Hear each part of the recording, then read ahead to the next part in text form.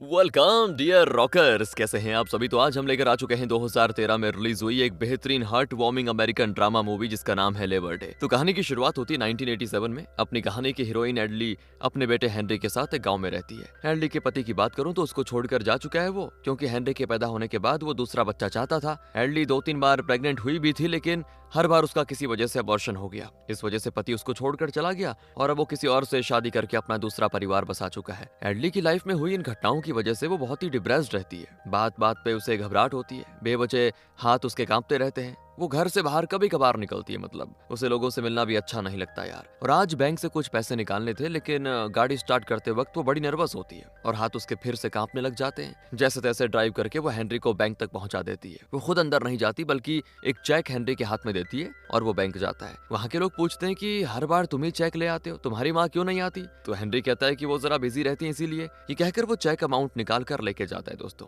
फिर पैसे लेकर दोनों ही सुपरमार्केट जाते हैं, लेकिन कार से उतरकर सुपरमार्केट के अंदर जाने से पहले भी एडली लंबी सांस लेती है, जैसे कि किसी बहुत बड़ी जगह पे जाने से पहले होता है। हाँ दोस्तों, उसको सुपरमार्केट की भीड़ में जाना, लोगों को देखना, ये सब मतलब उसको ठीक नहीं लगता। खैर दोनों अंदर जाते हैं। वहाँ एक प्रेग्नेंट औरत को देखकर एडली को अपने पास्ट की याद आ जाती है। तो वो कहती है कि उस तरफ नहीं बेटा, दूसरी तरफ चलते हैं। हेनरी कहता है कि मुझे तो कॉमिक्स बुक देखना है माँ। तो एडली कहती ठीक है, जल्दी देख कर आ जाओ, मुझे यहाँ पे खड़े होने में बहुत अजीब फील हो रहा है। वो भी चला जाता है। तब वहाँ पे एक आदमी आता है जिसके पेट में शायद चोट लगी हुई है और खून भी निकल रहा है। वो हेनरी से कहता है कि तुम्हारे साथ कौन आया है, माँ या पापा? क्या तुम लोग मुझे यहाँ से कुछ दूर पे ड्रॉप कर दोगे? हेनरी कहता है कि मेरे पापा नहीं है, सिर्फ माँ है। तो वो कहता है कि ठीक है, चलो तुम्हारी माँ से बात करता हूँ। हेनरी की कुछ समझ में नहीं आता कि ये कौन है और इसके पेट में चोट कैसे लगी। फिर भी वो उस आदमी को एडली के पास लेके जाता है। एडली को बताता है कि मैं एक कैदी हूँ, मेरे इंटेस्टाइन्स में कुछ प्रॉब्लम थी और मेरा ऑपरेशन किया गया था, लेकिन होश आने पर मैं हॉस्पिटल की दूसरी मंजिल से कूदकर बच निकला। अब सर्जरी के घाव से खून निकल रहा है, मुझे मदद की सख्त जरूरत है, लेकिन मैं फिर से पुलिस के हाथ नहीं लगना चाहता। एडली तो पहले से हर बात में नर्वस होती है दोस्तों। अब वो बहुत घबरा जाती है और कहती है कि नहीं, मैं ऐसा नहीं कर सकती। तो वो हेनरी की गर्दन पे हाथ रखते हुए कहता है कि अब तो कर सकती हो ना। और फिर कोई रास्ता ना पाकर एडली जल्दी जल्दी बिलिंग काउंटर पे जाती है और वहाँ बिलिंग क्लर्क को वो इस आदमी के बारे में बताने की कोशिश करती है, लेकिन वो एडली की बात पे ध्यान नहीं देती। फिर तीनों बाहर आ जाते हैं। वो कहता है कि तुम्हारा बेटा मेरे साथ बैक सीट पे बैठेगा ताकि तुम कोई होशियारी ना दिखाओ। कहकर वो हेनरी को अपने साथ बैठा लेता है और एडली ड्राइव करती है। एडली पूछती कि तुम्हें जाना कहाँ पे? हेनरी ने उसको बता दिया था कि मेरे पापा नहीं है। इस बात को ध्यान में रखते हुए वो कहता है कि मुझे अपने घर लेके चलो। अब एडली चौंक जाती है। वो कहता है कि देखो मैं बहुत थका हुआ हूँ, ऊपर से घाव से खून निकल रहा है, बस थोड़ी देर के लिए तुम्हारे घर में आराम करूंगा, फिर अपने रास्ते निकल पड़ूंगा, तुम्हें परेशान नहीं करूंगा मैं। रास्ते में दोस्तों एक पुलिस कार आती है, तो एडली उन्हें इन्फॉर्म करने की सोचती है, लेकिन वो आदमी धमकाता है कि सुनो सुनो, अगर कुछ भी कह दिया ना तो बेटे की जान जाएगी। आखिरकार वो एडली के घर पहुंच जाते हैं। ये काफी शांत जगह है और यहाँ जो घर है उनके बीच दूरी भी ज्यादा है दोस्तों,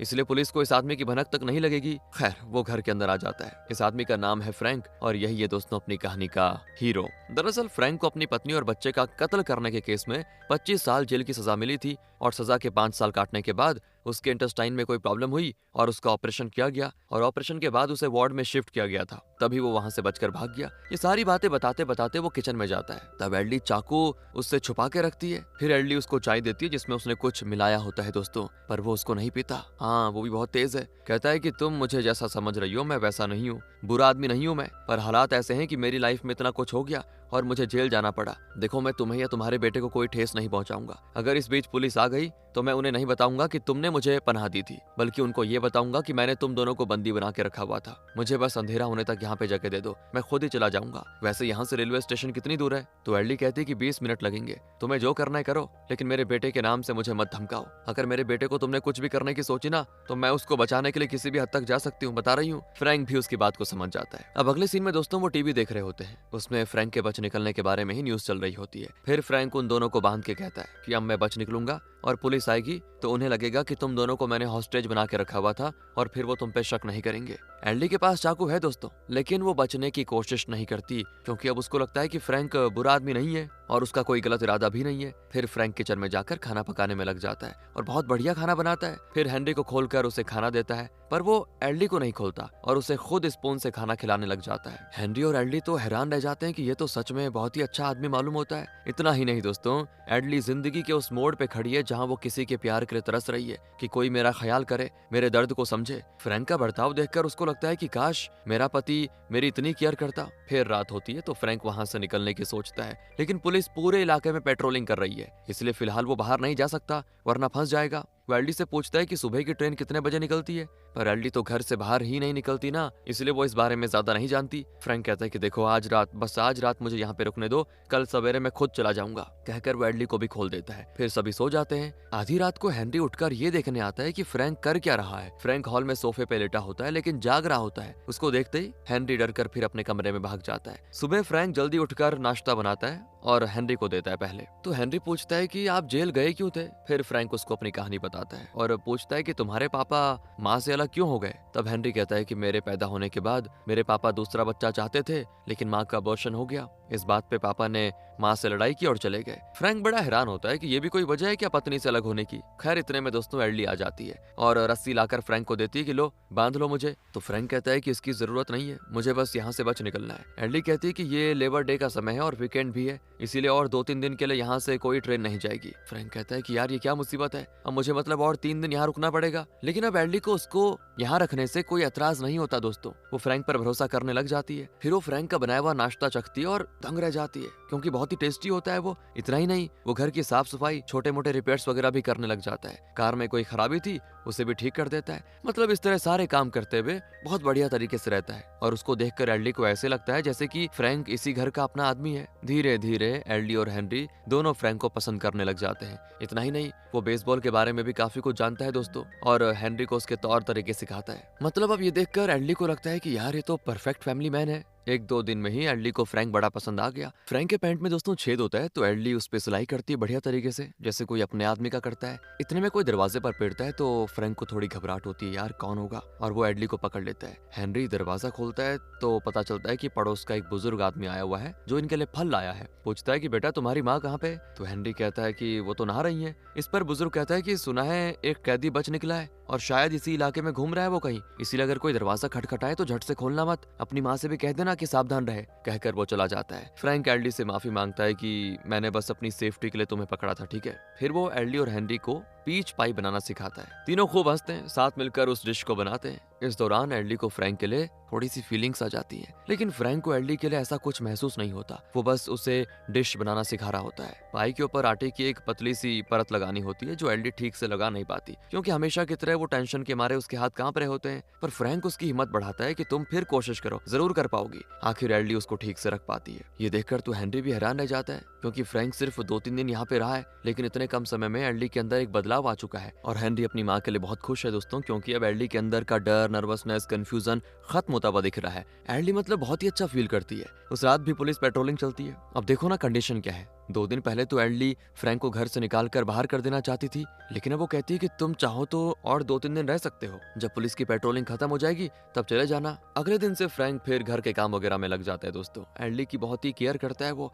एक और एल्डी प्यार के लिए तरस रही थी तो दूसरी ओर जेल से भागा और फ्रैंक एक परिवार के लिए तरस रहा था, जो कि उसे इस घर में मिला है। वो भी एल्डी को पसंद करने लग जाता है। फिर हेनरी सुपरमार्केट जाता है, जहाँ कुछ लोग आपस में बात कर रहे होते हैं कि वो कैदी बहुत ही बुरा आदमी था, अपनी पत्नी और बेटे को जान से मार डाला उसने। पर हेनरी को फ्रैंक की बात पे विश्वास है, क्योंकि फ्रैंक ने कहा था ना कि उसने जानबूझ के किसी का कत्ल नहीं किया। हेनरी घर लौट रहा होता है तो वहाँ पुलिस वाले फ्रैंक का वांटेड पोस्टर चिपका रहे होते हैं। अब हेनरी घर आता है ना तो फ्रैंक और एल्डी थोड़े क्लोज होते हुए दिखते हैं। उसे खुशी है कि चलो माँ को एक अच्छा साथी मिल गया। इतने में क्या होता है कि पड़ोस की औरत आ जाती है। हेनरी तुरंत भाग कर जाता है और उसे रोकते हुए कहता है कि आप यहीं रुकिए, माँ ऊपर है, मैं अभी बुला लाता हूँ। ये कहकर वो माँ को वार्न करने जाता है, पर फ्रैंक उसे पकड़ लेता है और फिर एल्डी दरवाजे पे जाती है। पड़ोसन के बेटे के पैरों में दोस्तों पैरालिसिस हो चुका था और वो व्हील चेयर पर है। उसका नाम ब्रायन है। उसे उसकी माँ कुछ देर के लिए एल्डी के यहाँ पे छोड़ने के लिए आई होती है। अब एल्डी घबरा जाती है और कहती है कि देखो मुझे तो जरूरी काम है, पर पड़ोसन बहुत विनती करती है कि मेरे पापा हॉस्पिटल में है, उन्हीं को देखने जा रही हूँ, बस 2 घंटे की बात है, प्लीज मेरी मदद करो।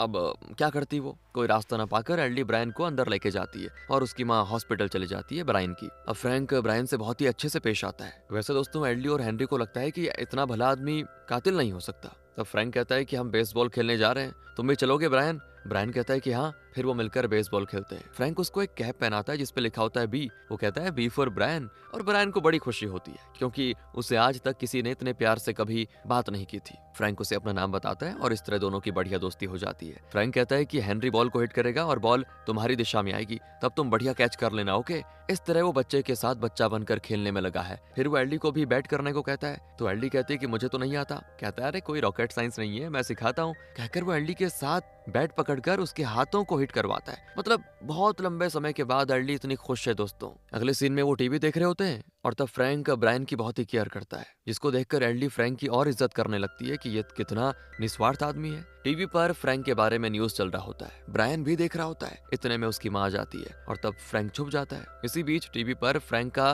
प्रेजेंट हुलिया भी दिखाया जाता है, तो ब्रायन उसको देखकर अपनी माँ को बताने की कोशिश करता है, लेकिन लगता है वो ठीक से बोल नहीं सकता, सिर्फ फ्रैंक फ्रैंक करके कहने लग जाता है। उसकी माँ भी कुछ समझ नहीं पाती और उसको लेकर चली जाती है। इस तरह फ्रैंक बाल बाल बच गया दोस्तों, क्योंकि अगर ब्रायन बोल पाता ना तो फ्रैंक तो बुरा फंसता। इस बीच क्या होता है, फ्रैंक के पेट से फिर से खून निकलने लग जाता है। हेनरी छुपकर उसको देख रहा होता है। फ्रैंक और एल्डी बातें कर रहे होते हैं और उनकी बातों से पता चल जाता है कि वो अपनी पूरी लाइफ एक दूसरे के साथ बिताना चाहते हैं। एल्डी कहती है कि यहाँ हम साथ कैसे रह पाएंगे, किसी भी वक्त पुलिस तुम्हें पकड़ ले जाएगी। फ्रैंक कहता है कि तुम फिक्र मत करो, मैं कुछ करता हूँ। हेनरी उनकी कुछ बातें सुन लेता है। अगले दिन वो हेनरी को बताते हैं कि हम तीनों जल्दी कनाडा चले जाएंगे। फिर हेनरी लाइब्रेरी जाता है जहाँ उसी की उम्र की एक लड़की होती है जो हेनरी को बहुत ही अच्छी लगती है। उसका नाम है एलेनोर। दोनों की जल्दी दोस्ती हो जाती है। वो बताती है कि मेरे पेरेंट्स अलग हो चुके हैं, और तब हेनरी भी बताता है कि मेरे पेरेंट्स भी अलग हो चुके हैं, लेकिन फिलहाल मेरी माँ का एक बॉयफ्रेंड भी है। तो एलेनोर फ्रैंक को जरा डराने के लिए कहती है कि शायद तुम्हारी माँ तुम्हें छोड़ देगी देखना, और अपने बॉयफ्रेंड के साथ चली जाएगी। तो हेनरी को थोड़ी घबराहट होती है यार। अब अगले दिन फ्रैंक देखता है कि हेनरी को लेने के लिए उसके पापा आए हुए हैं। तब पता चलता है कि एल्डी का पति हर हफ्ते हेनरी को लेने आता है और उसे अपनी नई वाइफ और बच्चों के साथ घुमाने लेके जाता है। ये देखकर अब फ्रैंक को गुस्सा आता है। वो कहता है कि एक औरत दूसरा बच्चा नहीं कर सके सिर्फ इस वजह से, अगर उसका पति उसको छोड़ दे तो उससे बड़ा बेवकूफ दुनिया में कोई नहीं होगा। अगले सीन में दोस्तों हेनरी अपने पापा और उसके नए परिवार के साथ एक रेस्टोरेंट में खा रहा होता है। तब उसके पापा पूछते हैं कि क्या तुम्हारी माँ किसी को डेट कर रही है क्या? पर हेनरी उसे मुंह तोड़ जवाब देता है कि माँ किसी को डेट करे या ना करे इससे आपको क्या, आप मेरे पापा हैं, हर हफ्ते मुझे बाहर घुमाने लेके जाते हैं, मेरा और आपका बस इतना ही रिश्ता है। घुमा फिराकर मुझे वापस मेरी माँ के घर छोड़ दीजिए और अपनी ड्यूटी खत्म करिए। वो छोटा है दोस्तों लेकिन सब समझता है। उसे अपने पापा पर इतना गुस्सा है क्योंकि वो न सिर्फ उसे बल्कि उसकी माँ को छोड़कर चले गए। यार उसने अपनी माँ का दर्द देखा है, उसके साथ रहकर उसका दुख महसूस किया है, इसलिए गुस्सा है वो। और जब हेनरी घर पे आता है तो एल्डी फ्रैंक को डांस करना सिखा रही होती है। दोनों बड़े खुश दिखते हैं और माँ को खुश देखकर हेनरी को भी खुशी होती है। लेकिन तब उसको एलेनोर की बात का दिमाग में आता है। एलेनोर ने कहा था ना कि तुम्हारी माँ तुम्हें छोड़कर अपने बॉयफ्रेंड के साथ भाग जाएगी। इतने में एल्डी आकर बताती कि बेटा हमने फैसला कर लिया है कि मैं, तुम और फ्रैंक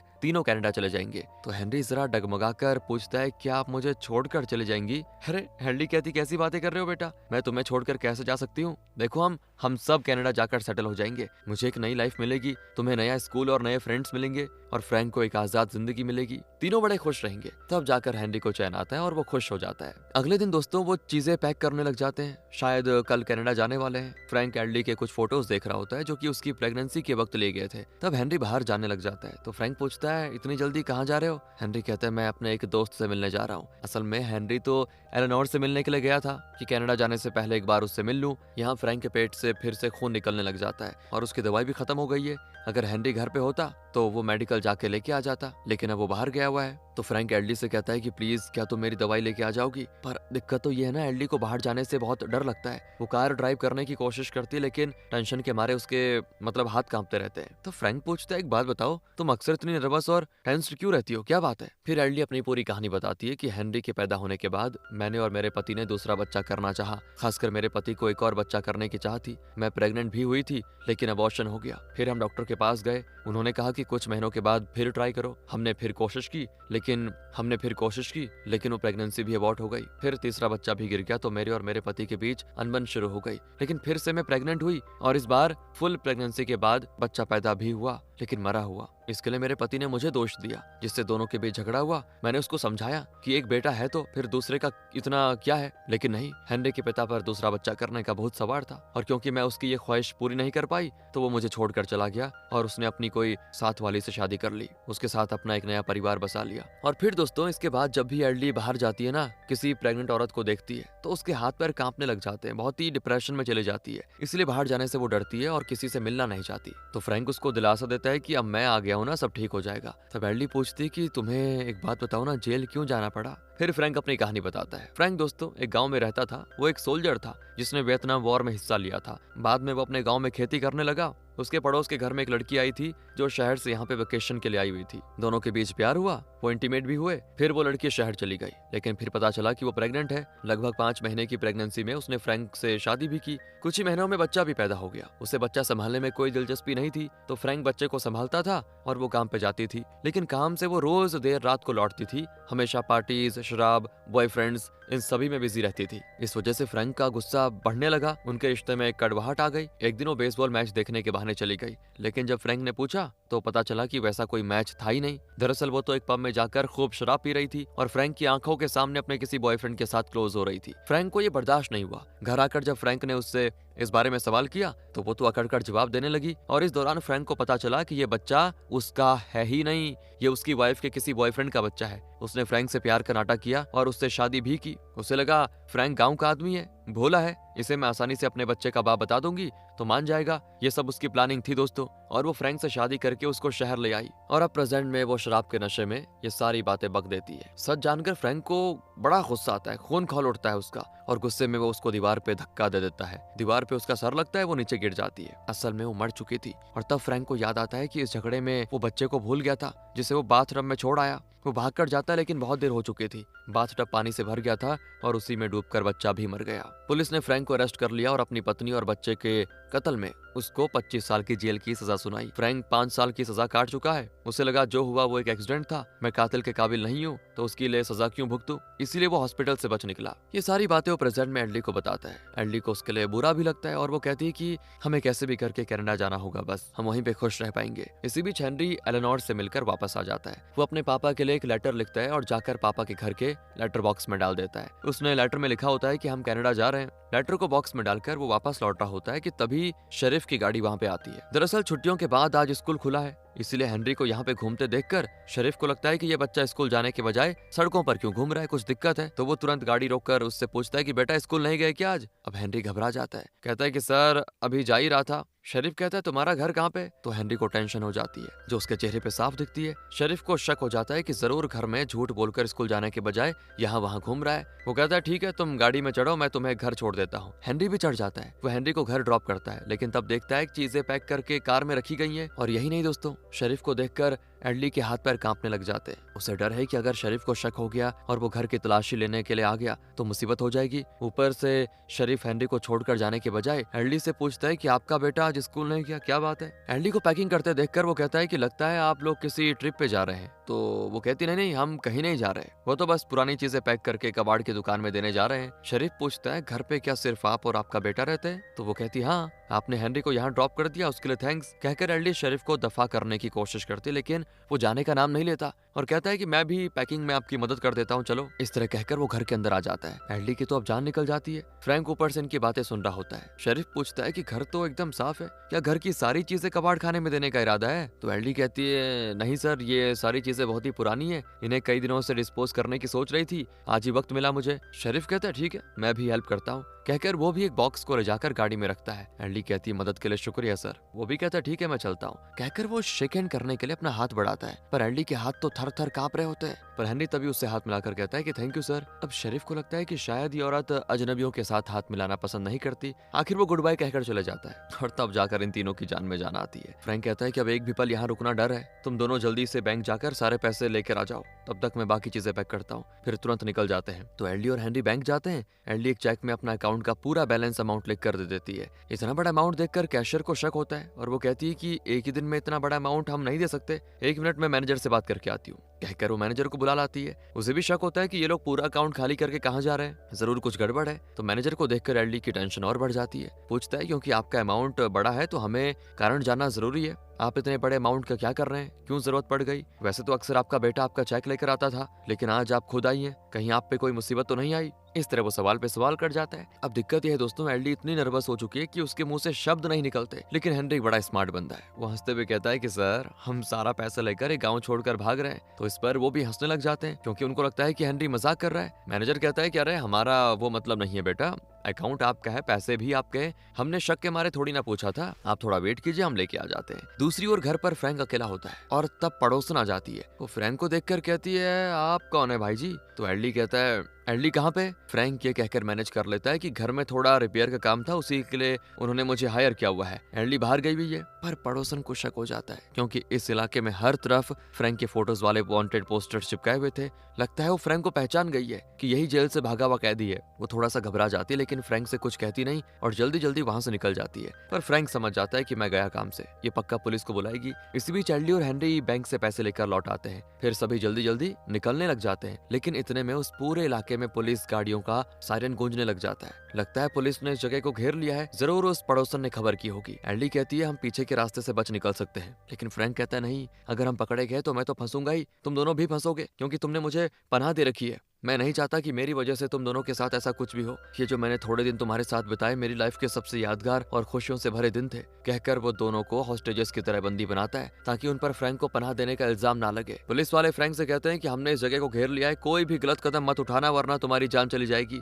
तो फ्रैंक दोनों को बांधकर हेनरी से कहता है कि बेटा अपनी माँ का ख्याल रखना, उनका कहना मानना। फिर वो एडली से कहता है कि मैं कभी सोचा नहीं था कि मुझे किसी औरत से सच्चा प्यार मिलेगा, लेकिन तुमने मुझे सच्चे दिल से प्यार किया। इस लेबर डे एंड वीकेंड को मैं कभी भूल नहीं पाऊंगा, ख्याल रखना अपना। दोनों बड़े इमोशनल हो जाते हैं यार। एडली टूट जाती है क्योंकि उसके पति ने उसके साथ जो किया उसके बाद वो खुशी नाम की चीजें जैसे भूल गई थी। फ्रैंक के आने के बाद उसको एक नई जिंदगी मिली, प्यार मिला, बहुत ही उम्मीद लगाए बैठी थी वो कि कनाडा जाकर खुश रहेंगे, लेकिन किस्मत को कुछ और ही मंजूर था दोस्तों। फ्रैंक अपना हाथ उठाकर बाहर आता है और सरेंडर हो जाता है। पुलिस वाले अंदर आकर देखते हैं तो हेनरी और एडली को खोलते हैं। उनको लगता है कि फ्रैंक ने दोनों को हॉस्टेज बना के रखा हुआ है। हेनरी बहुत दुखी होता है यार, क्योंकि कुछ दिनों के लिए ही सही, लेकिन फ्रैंक से उसे एक पिता का प्यार मिला था, उसकी माँ को एक साथी मिला था। फ्रैंक ने हेनरी को बहुत कुछ सिखाया भी दोस्तों। अब फ्रैंक से अलग होने का सोचकर ही वो परेशान है। फिर पुलिस वाले फ्रैंक को लेके जाते हैं। वो मुड़कर भी नहीं देखता क्योंकि ऐसा करने से पुलिस को एडली पे शक हो सकता था। फ्रैंक को फिर से जेल में बंद कर दिया जाता है। इसके बाद तो एडली फ्रैंक को छुड़ाने के लिए कई कोशिशें करती है, लॉयर से मिलती है, कुछ और लोगों से भी बातें करती है,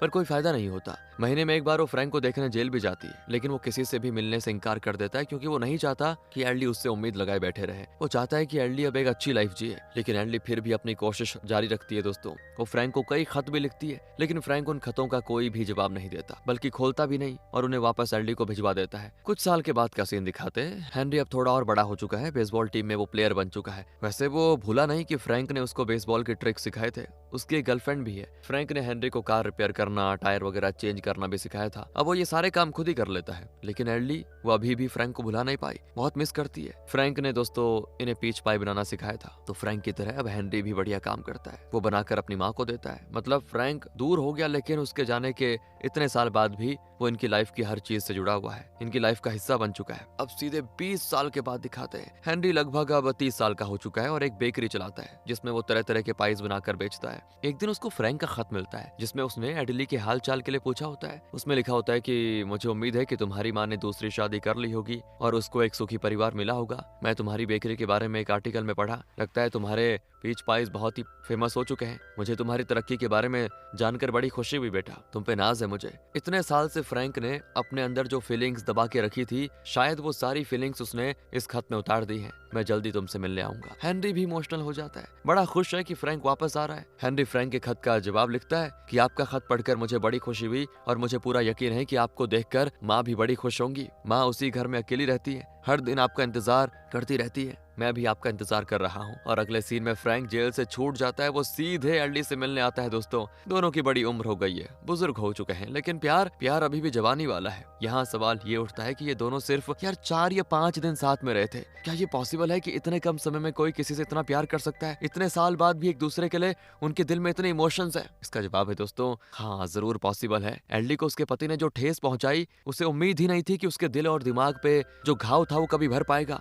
लेकिन फ्रैंक उसके लिए, उसके घावों के लिए मरहम बनकर आया। दूसरी ओर फ्रैंक को एक औरत ने धोखा दिया, उसके साथ प्यार का नाटक करके उससे शादी की, उसे किसी दूसरे के बच्चे का बाप बनाकर अपने साथ रखा और सच जानकर फ्रैंक भी टूट गया था। फ्रैंक की एक गलती के लिए उसे 25 साल जेल में गुजारने पड़े और वो भी कत्ल के इल्जाम में। फ्रैंक की वो एक गलती ये थी कि उसने अपनी वाइफ को गुस्से में धक्का दे दिया। उसके बाद जो हुआ दोस्तों वो उसके हाथ में नहीं था, लेकिन उसकी इस छोटी सी हरकत ने किसी की जान ले ली। फ्रैंक को लगा कि उसे इतनी बड़ी सजा नहीं मिलनी चाहिए थी, वो आजाद जीना चाहता था। इसलिए जब उसे एडली फैमिली ने पनाह दी तो उसको एक साथी मिला, एक परिवार मिला जिसके लिए वो तरस रहा था। इसलिए इनका प्यार इतना गहरा और सच्चा है दोस्तों, क्योंकि दोनों ने एक दूसरे के दर्द को समझा और यहाँ पे दोनों बहुत ही इमोशनल होकर एक दूसरे को गले लगा लेते हैं। और इसी के साथ ही प्यारी सी मूवी लेबर डे नाम की खत्म होती है। अच्छी थी ना? बाकी अगर आपको अच्छी लगी हो तो लाइक करें, शेयर करें। मिलते हैं आपसे अगली वीडियो में। ध्यान रखेगा अपना एंड थैंक्स फॉर वॉचिंग।